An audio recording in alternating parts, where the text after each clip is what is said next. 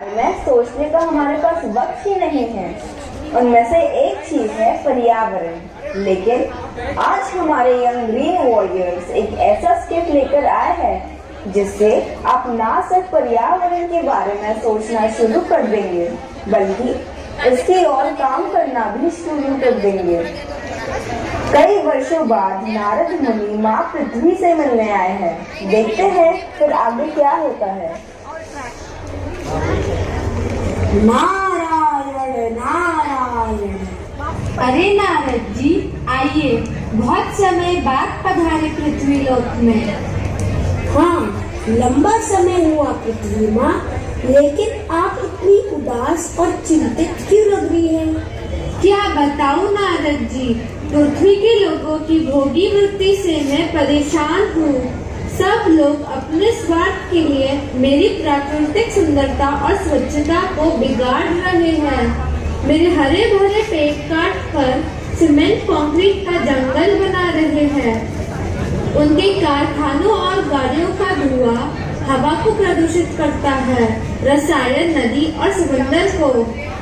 लाखों वर्षों से मेरे अंदर जो खनिज तेल था, जिसे ये लोग क्रूड ऑयल कहते हैं, वो भी निकाल लिया। जानते हो कितने वर्षों में? केवल 150 वर्षों में।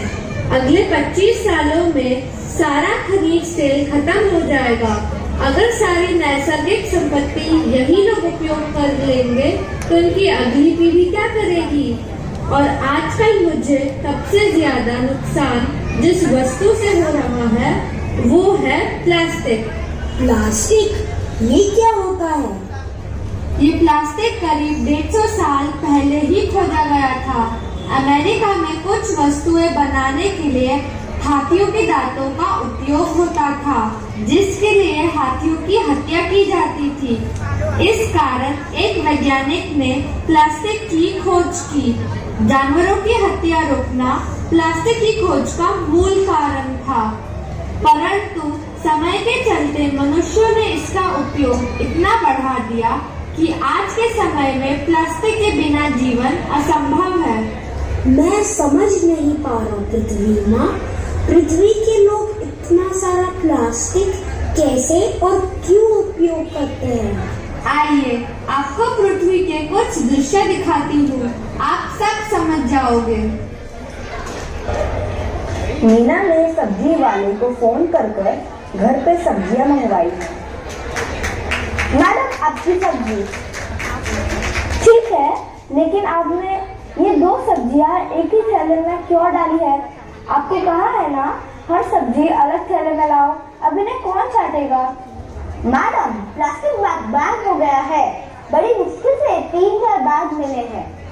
अरे ये प्लास्टिक बैन, ये सब तो सरकार के तरीके हैं लोगों को परेशान करने के, और इसकी वजह से मेरा धंधा भी नहीं चल रहा। लोग बिना प्लास्टिक बैग के सब्जी लेते ही नहीं। अरे मीना ये क्या, तुम इतनी सारी प्लास्टिक की थैली में घर पे सब्जी मंगवा रही हो?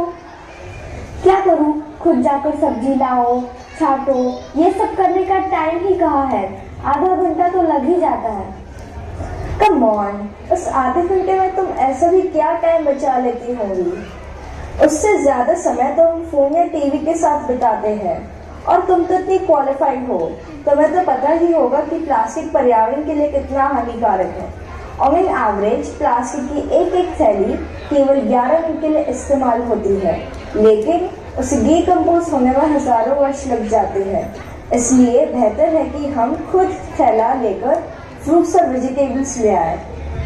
उस सब्जी को छांटना, रखना, इतनी सारी मेहनत कौन करेगा? उसके लिए तुम छोटे पोटली बैग्स यूज कर सकती हो। सब्जी लाते समय ऐसे 4 से 5 बैग साथ में रख लो, और जो सब्जी तुम अलग रखना चाहती हो उसे इसमें अलग रख दो। फ्रूट्स के लिए भी छोटे बैग्स बहुत यूजफुल है। अरे वाह, ये तो बहुत अच्छा आइडिया है। अब तो मैं खुद जाकर बिना प्लास्टिक के ग्रोसरी शॉपिंग करूंगी। हाँ मैडम, अगर लोग घर से ही बैग लेकर आएंगे तो हमारा भी फायदा होगा और पर्यावरण का भी। अब से मैं भी सबको कहूँगा कि वो घर से ही बैग लेकर आए। कल शर्मा जी की बेटी का जन्मदिन था। शर्मा जी ने बड़ी धूमधाम से मनाया। गुड मॉर्निंग शर्मा जी, माफ कीजिए मैं आपकी बेटी के जन्मदिन पर नहीं आ पाया। ये गुड़िया के लिए, इसे कहना रोज इसका ख्याल रखें। शुक्रिया। वैसे कैसा रहा जन्मदिन? डेकोरेशंस देखकर लग रहा है बहुत भव्य पार्टी रही होगी। जी हाँ, केवल डेकोरेशंस में ही 10,000 का खर्चा हुआ। बिटिया कह रही थी कि बार्बी थीम का ही डेकोरेशन चाहिए और 50-60 लोगों का खाना, ढेर सारे गिफ्ट्स। बहुत बढ़िया रही पार्टी। जी, मैं आपके घर के बाहर खाने के प्लेट्स और गिफ्ट रैपर्स का कूड़ा देख चुका हूँ। माफ कीजिए, अगर आपको बुरा ना लगे तो एक बात कहूँ? हाँ, कहिए। इतने महंगे और डिस्पोजेबल प्लास्टिक के डेकोरेशंस की जगह कपड़े और पेपर से बने रियूजेबल डेकोरेशन यूज करके भी तो बिटिया का बर्थडे मनाया जा सकता था ना? ऐसा तो सोचा ही नहीं। और इतने सारे डिस्पोजेबल प्लेट्स की जगह किसी क्रॉकरी बैग से प्लेट्स लाते तो इतना कूड़ा न होता। और अगर सबको कहते कि गिफ्ट रैपर्स यूज ना करें तो इतना प्लास्टिक का कचरा भी नहीं होता।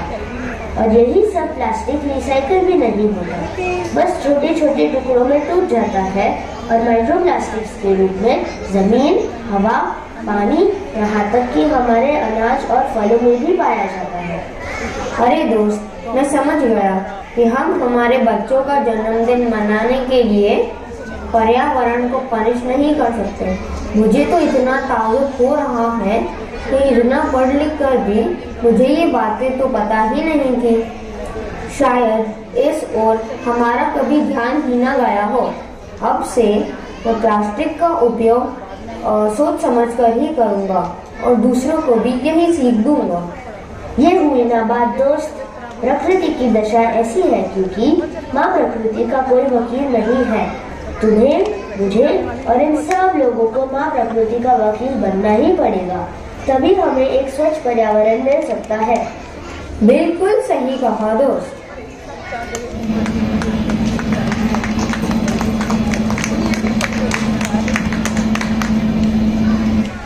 मैं आपकी परेशानियों को भली भांति समझ गया हूँ पृथ्वी माँ, लेकिन कुछ तो ऐसे भी हैं जो आपकी चिंता करते हैं। वो आपके वकील बनने के लिए तैयार भी है। जी नारद जी, ये देखकर अच्छा लगा कि कुछ लोग मेरी सुरक्षा के लिए काम कर रहे हैं। ईश्वर उनको सफलता दे।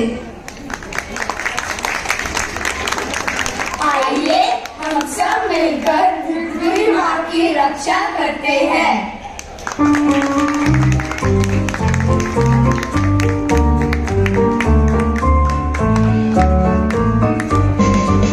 हमको है जगना और है समझना, अपनी आँखें खोले और कुछ करे। अभी अभी अभी आओ बनाए एक पल, हम शुरू करें अभी।